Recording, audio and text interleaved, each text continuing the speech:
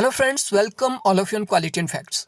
दोस्तों, आज की इस वीडियो में आपके सामने मैं डिस्कस करने वाला हूं अपने पीएचडी के टॉपिक को। और ये जो प्रेजेंटेशन आप यहां पे देख पा रहे हो, ये प्रेजेंटेशन ऑफिशियली मैंने प्रेजेंट की थी एचपी यूनिवर्सिटी में प्री साइनोप्सिस प्रेजेंटेशन, यानी जब मैं साइनोप्सिस जमा कर रहा था उसके लिए जो आरडीसी हुई थी उस दौरान ये प्रेजेंटेशन मैंने प्रेजेंट की थी एचपीयू के अंदर, डिपार्टमेंट ऑफ पॉलिटिकल साइंस के अंदर।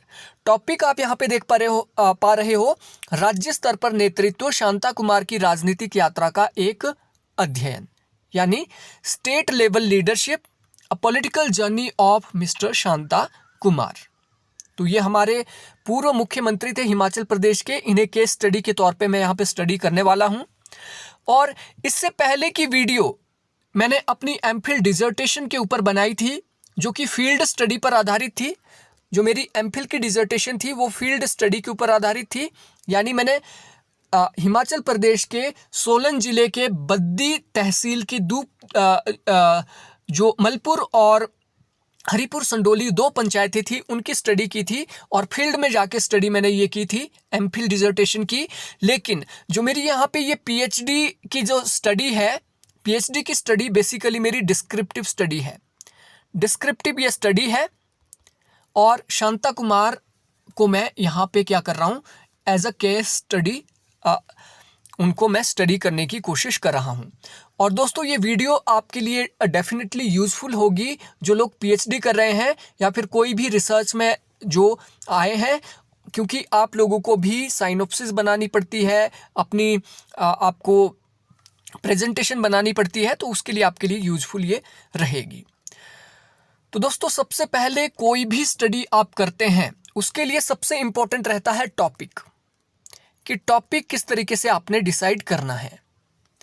टॉपिक हमेशा आपने गाइड से डिस्कस करके, और अवेलेबल लिटरेचर, और अभी तक उसके ऊपर कितनी स्टडी हुई है और उसमें कितना लिटरेचर गैप हो सकता है, उसी के आधार पे आप कोई टॉपिक को सिलेक्ट करते हैं। तो टॉपिक जब मैंने सिलेक्ट किया था तो इससे पहले 2-3 टॉपिक मेरे दिमाग में थे, उसको मैंने अपने गाइड के साथ डिस्कस किया, लेकिन फाइनलाइज जो हुआ वो स्टेट लेवल लीडरशिप के ऊपर हुआ, कि लीडरशिप क्या है स्टेट लेवल पर। तो हमेशा आप डिस्कस करें अपने गाइड के साथ टॉपिक को। सबसे पहले देखिए, कोई भी स्टडी आप करते हैं, सबसे पहले भूमिका आप उस टॉपिक की लिखते हैं। आप साइनोप्सिस लिख रहे हैं, भूमिका आप लिखते हैं, भूमिका आपकी 2 से 3 पेजेस के अंदर आ जाती है। भूमिका के अंदर आपकी क्या क्या चीजें आनी चाहिए वो इंपॉर्टेंट है। भूमिका के अंदर आपकी सबसे पहले तो आपके टॉपिक की इंट्रोडक्शन आनी चाहिए। भूमिका के अंदर आप करना क्या चाहते हैं वो आना चाहिए। भूमिका के अंदर जो इंपॉर्टेंट उसका कॉन्सेप्चुअल फ्रेमवर्क है आपके टॉपिक का, वो भी थोड़ा बहुत आना चाहिए। तो यहाँ पे आपको मैं समझाता हूँ, जो मेरे साइनोप्सिस के अंदर भूमिका मैंने लिखी है उसके अंदर मैंने 4-5 चीज़ें रखी है, और उसी के आधार पे मैंने एक इंट्रोडक्शन तैयार की है अपने साइनोप्सिस के अंदर। सबसे पहले देखिए, जो पहला पैराग्राफ था उसके अंदर नेतृत्व समाज के लगभग हर संगठन व संरचना के उचित और सुचारू संचालन के लिए अनिवार्य तत्व माना जाता है। और पहला मतलब ये आप यहाँ पे समझ सकते हैं, जो लाइनें हैं ये पैराग्राफ का निचोड़ यहाँ पे है, और जब मैंने ये प्रेजेंट किया था तो ये एक लाइन के आधार पे पूरा पैराग्राफ मैंने वहाँ पे उनको समझाया था। ठीक है, तो यहाँ पे क्या है, पहला पैराग्राफ में मैंने बोला कि नेतृत्व लगभग हर संगठन और संरचना के लिए अनिवार्य है। नेतृत्व आपके गांव के लिए भी जरूरी है, पंचायत के लिए भी, ब्लॉक के लिए भी, राज्य के लिए भी, और कंट्री के लिए भी, यानी जितने भी प्रकार की संरचनाएं हैं वहां पे आपको क्या है, लीडरशिप देखने को मिलता है। संगठन पॉलिटिकल पार्टी हो, प्रेशर ग्रुप हो, संगठन के अंदर आप एनजीओ हो, या फिर कोई भी आपके फैक्ट्री हो, कंपनीज हो, वहां पे क्या है, आपका क्या होता है, नेतृत्व वहां पे होता है। और नेतृत्व ही विभिन्न संरचनाओं में समन्वय स्थापित करके उसे जन उपयोगी बनाता है। ये पैराग्राफ 2 के अंदर मैंने बताया है कि नेतृत्व क्यों इंपॉर्टेंट है, आखिर क्यों ये स्टडी की जा रही है, क्योंकि लीडरशिप एक ऐसा तत्व है जो कोऑर्डिनेशन स्थापित करता है विभिन्न स्ट्रक्चर के अंदर, और उस कोऑर्डिनेशन के माध्यम से ऐसा आउटकम वो लाता है जिससे देश का विकास, किसी संस्था का विकास, किसी राज्य का विकास या किसी एनजीओ का विकास हो सकता है। पैराग्राफ 3, विकासशील देशों में राजनीतिक नेतृत्व राजनीतिक सांस्कृतिकरण के साथ साथ चहुमुखी विकास का एक सशक्त साधन माना जाता है। तो विकासशील देश like India is a developing country, तो इंडिया के संदर्भ में हम देखते हैं तो राजनीतिक नेतृत्व क्या करता है, लोगों का पॉलिटिकल सोशलाइजेशन भी करता है, लोगों का ओवरऑल डेवलपमेंट के अंदर वो अपनी भूमिका निभाता है अपने डायरेक्शन के थ्रू। उसके बाद आगे देखिए, नेतृत्व उत्पत्ति और कार्य पद्धति की अनेक अवधारणाएं और सिद्धांत प्रतिपादित किए गए हैं। तो इसके अंदर मैंने क्या है, ये पैराग्राफ 2-3 पैराग्राफ का एक मिश्रण है। इसके अंदर मैंने यहाँ पे एक इंट्रोडक्शन देने की कोशिश की है, भूमिका बांधने की कोशिश की है कि नेतृत्व की उत्पत्ति के बारे में कई प्रकार के सिद्धांत है, कार्य पद्धति के बारे में यानी शैली, लीडरशिप स्टाइल कैसे कैसे होते हैं, लीडरशिप की उत्पत्ति कैसी कैसी मानी गई है विभिन्न विचारकों द्वारा। उसमें जैसे आप देखते हैं नेतृत्व की उत्पत्ति के लिए आपको ट्रेड सिद्धांत मिलेगा, ग्रेट मैन थ्योरी मिलेगी, सिचुएशनल थ्योरी मिलेगी, कंटिंजेंसी थ्योरी मिलेगी। तो उसको यहाँ पे मैंने इस पैराग्राफ के अंदर डिफाइन करने की कोशिश की है। और अनेक प्रकार की जो पद्धतियाँ रहती है, आपकी शैलियाँ रहती है, ठीक है, प्रकृति जिसको कहते हैं आप, जो नेचर रहता है, लाइक अथॉरिटेटिव लीडरशिप हो सकती है, डेमोक्रेटिक लीडरशिप हो सकती है, आपकी उदार लीडरशिप हो सकती है, ठीक है। तो वो इस पैराग्राफ के अंदर मैंने समझाने की कोशिश की है। आप लोगों ने भी कोई भी टॉपिक लिया है तो उसका एक आपको बेसिक फ्रेमवर्क बनाना पड़ेगा, उसी के आधार पे आपकी साइनोप्सिस तैयार होगी। नेक्स्ट जो पैराग्राफ था, राज्यों की राजनीति में नेतृत्व का महत्व क्या है, वो मैंने इसमें समझाने की कोशिश की। और विशेषकर हिमाचल के संदर्भ में राजनीतिक नेतृत्व और सामाजिक विकास में उसकी भूमिका इस शोध का प्रमुख विषय है। जो लास्ट पैराग्राफ था उसके अंदर मैंने भूमिका में ये बताया कि मेरा जो ये शोध है बेसिकली हिमाचल की राजनीति के ऊपर आधारित है। और हिमाचल की राजनीति में मैं पूर्व मुख्यमंत्री शांता कुमार जी के योगदान को स्टडी करने वाला हूं। तो ये ऑलमोस्ट 2 से 3 पेजेस के अंदर मैंने भूमिका बांधी है अपने साइनोप्सिस की। नेक्स्ट इंपॉर्टेंट रहता है शोध समस्या, रिसर्च प्रॉब्लम। आखिर समस्या क्या है, आखिर प्रॉब्लम क्या है, आप ये स्टडी करना क्यों चाहते हैं, आपके दिमाग में ऐसी क्या बात है कि लीडरशिप को स्टडी करना पड़ेगा, ये है शोध समस्या। पहले यहाँ पे देखिए, इसके अंदर मैंने क्या ये 1 से 1.5 पेजेस के अंदर ये है, ठीक है, 1 से 1.5 पेजेस के अंदर मैंने ये रिसर्च प्रॉब्लम को यहाँ पे समझाने की कोशिश की। और ये रिसर्च प्रॉब्लम ही होती है जो किसी टॉपिक को एक्सेप्ट और रिजेक्ट करने में अपनी महत्वपूर्ण योगदान देता है, ठीक है। अगर आपकी रिसर्च प्रॉब्लम ऐसी है जिससे डेफिनेटली कोई आउटकम निकलेगा, डेफिनेटली जिससे समाज को कुछ फायदा मिलेगा या फिर एकेडमिक लेवल पे कुछ योगदान मिलेगा, तभी उसे एक्सेप्ट किया जाएगा। अदरवाइज रिसर्च जो कमेटी होती है उसे रिजेक्ट कर सकती है। तो देखिए, राजनीतिक नेतृत्व के सैद्धांतिक पक्ष को यथार्थ रूप में परखने के लिए हिमाचल प्रदेश के विशेष संदर्भ में शांता कुमार के विचारों, मुख्यमंत्री और केंद्रीय मंत्री के रूप में उनकी नीतियों, कार्यक्रमों, वैचारिक मूल्यों, अनुभवों और योजनाओं की व्याख्या इसमें की जाएगी। शैक्षणिक शोध के तहत राष्ट्रीय स्तर के नेतृत्व के महत्व का व्यापक अध्ययन हुआ है, लेकिन राज्य स्तरीय नेतृत्व अभी भी एक अनछुआ विषय बना हुआ है। यहीं से समस्या आपको समझ आ रही होगी कि समस्या आखिर है क्या। समस्या ये है कि शैक्षणिक स्तर पर वो आपके महात्मा गांधी हो, वो आपके नेहरू हो, आपके पटेल हो, ठीक है, अंबेडकर हो, इनके ऊपर स्टडी बहुत हुई है क्योंकि नेशनल लेवल के लीडर थे। लेकिन अभी तक स्टेट लेवल लीडरशिप एक अनछुआ विषय है क्योंकि इसके ऊपर स्टडी ना के बराबर हुई है। हिमाचल की बात करूं, ओनली हिमाचल के जो पहले मुख्यमंत्री है YS परमार, उनके सिवा किसी के ऊपर अभी तक स्टडी नहीं हुई है हिमाचल में एज अ एकेडमिक लेवल पर। जीवनी के आधार पर स्टडी हो सकती है कि किसी ने बायोग्राफी लिखी उनकी, लेकिन एकेडमिक स्टडी अभी तक नहीं हुई है यशवंत कुमार को परमार को छोड़कर। नेक्स्ट, तो ये सबसे बड़ी समस्या थी कि आखिर इसकी स्टडी क्यों नहीं हुई। ये रिसर्च क्वेश्चन भी आगे हैं, उसको डिस्कस करूंगा मैं। राज्य स्तरीय नेतृत्व के द्वारा राष्ट्र निर्माण, राज्य निर्माण और विकास में योगदान के अध्ययन के माध्यम से राज्य स्तरीय नेतृत्व के महत्व को समझा जा सकता है। इसी उद्देश्य से हिमाचल में राज्य स्तरीय नेतृत्व के अध्ययन हेतु शांता कुमार की राजनीतिक यात्रा को एक केस स्टडी के तौर पर अध्ययन किया जाएगा। तो सिंपली हम यहाँ पे क्या क्या समस्या है हमारे पास कि राष्ट्र निर्माण में जो समस्याएं आती है, राज्य निर्माण में जो समस्याएं आती है, या फिर विकास में जो योगदान देते हैं लीडर, वो एक प्रकार की समस्या है जिसको सुलझाना जरूरी है कि किस तरीके से, क्या साइंटिफिक तरीके से किस तरीके से स्टडी किया जाए इनके योगदान को, लीडर के योगदान को। तो ये शोध समस्या का एक बड़ा पार्ट यहाँ पे है। शांता कुमार का जीवन अनेक प्रकार के संघर्षों से गुजरा और यह संघर्ष 1953 में डॉक्टर श्यामा प्रसाद मुखर्जी के कश्मीर बचाओ आंदोलन से शुरू होता है। इस आंदोलन के समय उनकी उम्र मात्र 19 वर्ष थी और इसी के चलते उन्हें 8 माह का कारावास में उन्हें रहना पड़ा था। शांता कुमार ने राजनीति की शुरुआत अपने गांव से पंच के रूप में की, गढ़जमुला से। उसके बाद पंचायत समिति के वो सदस्य बने, फिर जिला परिषद कांगड़ा के उपाध्यक्ष, पंजाब प्रदेश जनसंघ कार्य समिति के सदस्य और जिला मंत्री वो बने। सन 1972 में प्रदेश के विधानसभा के सदस्य चुने गए। 1975 में आपातकाल के दौरान 19 माह तक नाहन जेल में जीवन का कटु अनुभव लिया और मात्र 43 वर्ष की आयु में सन 1977 में पहली बार हिमाचल के पहले गैर कांग्रेसी मुख्यमंत्री बने।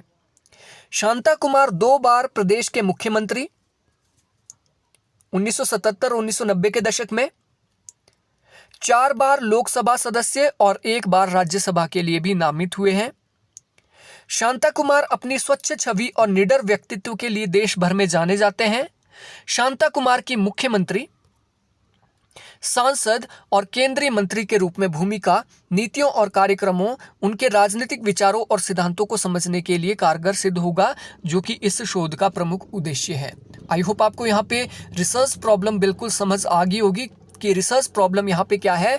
मैं यहाँ पे देखना चाहता था कि शांता कुमार का क्या योगदान है लीडरशिप के अंदर, उनके अंदर लीडरशिप ट्रेट जो है वो किस तरीके से विकसित हुए, किस तरीके से वो एक अच्छे नेता बने और कौन सी थ्योरी उनके ऊपर अप्लाई होगी वो भी मैंने इसमें बताया है कि यहाँ पे जानना चाहते, क्योंकि इतने संघर्ष के अंदर वो रहे, उनके पास कोई ऐसा पैतृक अवसर नहीं थे उनके पास कि पिता से उन्हें विरासत में वो नेतृत्व मिला है।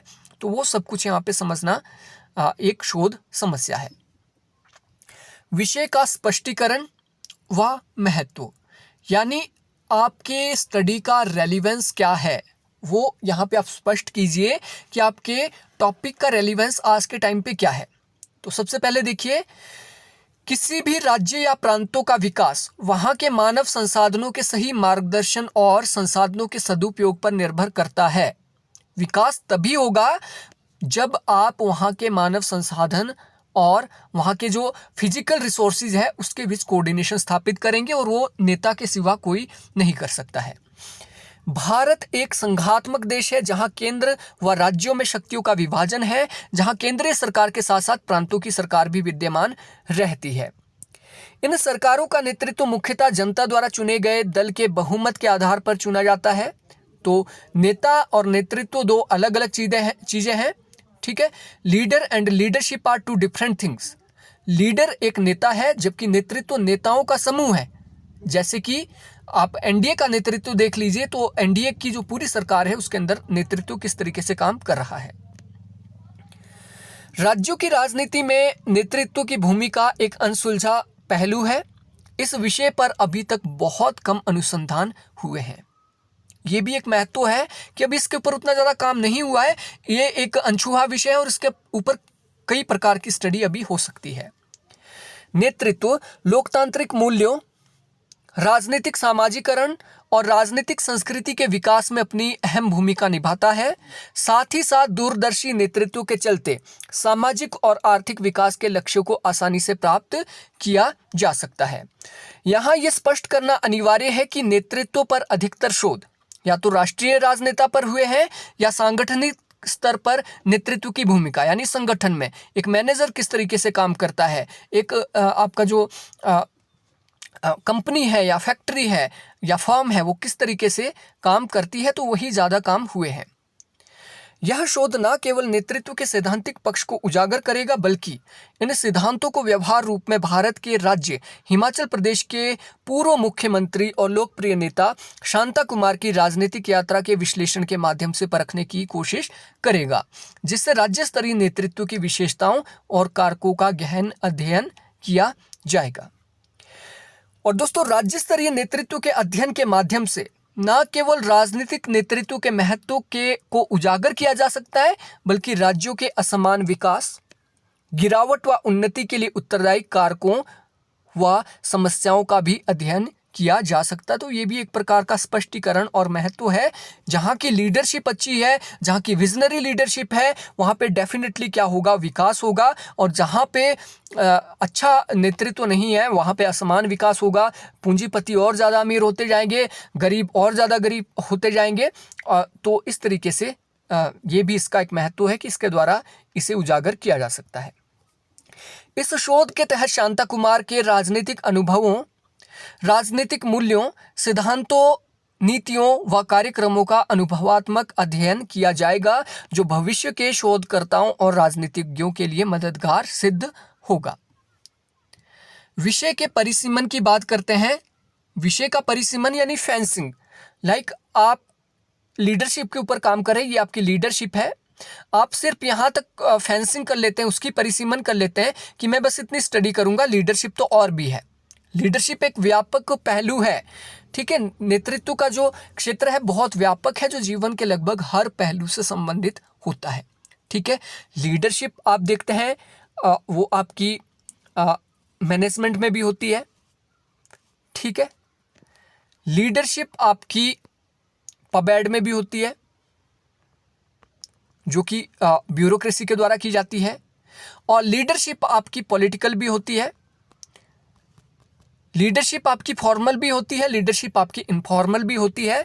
तो यहाँ पे मैंने जो कोशिश की है, जो मेरा परिसीमन है विषय का, कि प्रस्तुत शोध मुख्यतः राज्यों में राजनीतिक नेतृत्व के अवलोकन पर आधारित रहेगा। ये राष्ट्रीय नेतृत्व पे उतना फोकस नहीं करेगा, लेकिन राज्य लेवल का जो नेतृत्व है उसी के ऊपर इसमें फोकस किया जाएगा। इसके तहत राजनीतिक नेतृत्व के विभिन्न पहलुओं और अवधारणाओं पर कार्य किया जाएगा। भारतीय राज्यों में राजनीतिक नेतृत्व की प्रकृति और विशेषताओं, उसके स्वरूप को शोध के माध्यम से उजागर करने का प्रयास किया जाएगा। राज्य स्तरीय नेतृत्व के विभिन्न सिद्धांतों और अवधारणाओं को व्यवहारिक रूप में परखने हेतु हिमाचल प्रदेश के भूतपूर्व मुख्यमंत्री शांता कुमार के राजनीतिक जीवन का गहन अवलोकन इसमें किया जाएगा। और यहाँ ये बात उल्लेखनीय है कि शांता कुमार समाज सेवक, राजनीतिज्ञ के साथ साथ एक कवि, उपन्यासकार और साहित्यकार भी है। अतः यह शोध शांता कुमार जी के राजनीतिक विचारों, नीतियों और कार्यक्रमों तक ही सीमित रहेगा। शोध प्रश्न, कुछ क्वेश्चंस आपके दिमाग में होते हैं जिसके आधार पे आप स्टडी करना शुरू करते हैं। वो क्वेश्चन कौन कौन से थे? बेसिक से क्वेश्चन की मैं ये स्टडी क्यों कर रहा हूँ, लीडरशिप क्या है, लीडरशिप के लाभ क्या है, लीडरशिप के घाटे क्या है, कई प्रकार के क्वेश्चन आपके दिमाग में आते हैं। उसी तरीके से यहाँ पे कुछ शोध प्रश्न है वो आपके दिमाग में होने चाहिए। जैसे इस शोध के तहत जिन प्रश्नों का उत्तर खोजने की कोशिश की जा रही है वो निम्नलिखित है।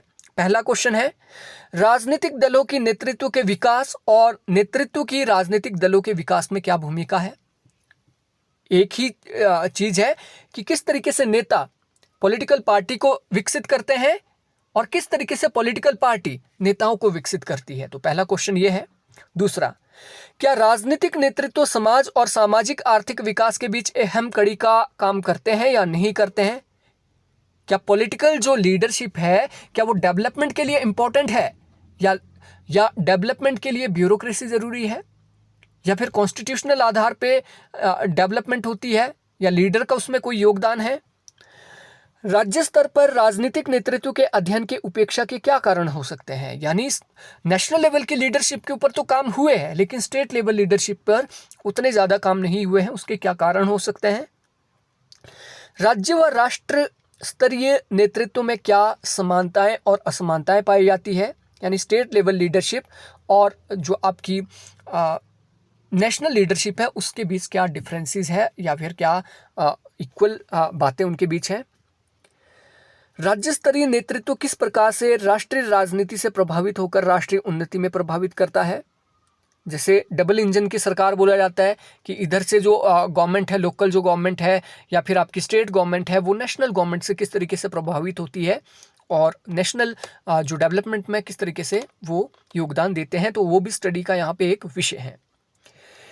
हिमाचल प्रदेश के संदर्भ में जन लामबंदी यानी जो मोबिलाइजेशन की जाती है, लोगों को लामबंद किया जाता है, उसके लिए राजनीतिक नेतृत्व को किन किन समस्याओं का सामना करना पड़ता है, यहाँ पे कौन कौन से वो प्रमुख विषय हैं जिसके द्वारा लीडर उभरते हैं और लीडर को किन किन समस्याओं का सामना करना पड़ता है मोबिलाइजेशन में।